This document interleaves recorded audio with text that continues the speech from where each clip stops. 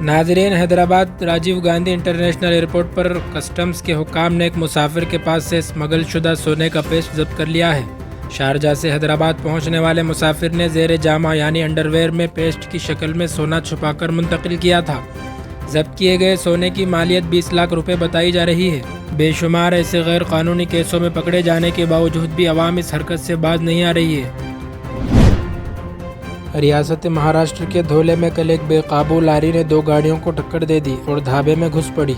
اس حادثے میں 9 افراد ہلاک اور 25 زخمی ہو گئے۔ پولیس کے مطابق یہ حادثہ اس وقت پیش آیا جب سیمنٹ سے لدی لاری کا بریک فیل ہو گیا تھا اور وہ بے قابو ہو گئی۔ لاری نے سڑک سے گزرنے والی گاڑیوں کو ٹکر دے دی جس کے بعد ڈھابے میں گھس پڑی۔ مہلوکین میں بس اسٹاپ پر کھڑے 2 نابالغ اسکولی بچے بھی شامل ہیں۔ مہلوکین کی تعداد میں اضافے کا امکان ظاہر کیا گیا ہے۔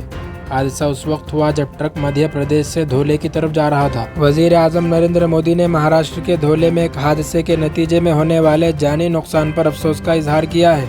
وزیر اعظم نے پردھان منتری قومی راحت فنڈ PMNRF سے ہر مرنے والے کے لواحقین کو 2 لاکھ روپے اور زخمیوں کے لیے 50,000 روپے کے معاوضے کا اعلان کیا ہے۔ نریندر مودی نے لکھا، دھولے مہاراشٹر میں ہونے والا حادثہ افسوسناک ہے۔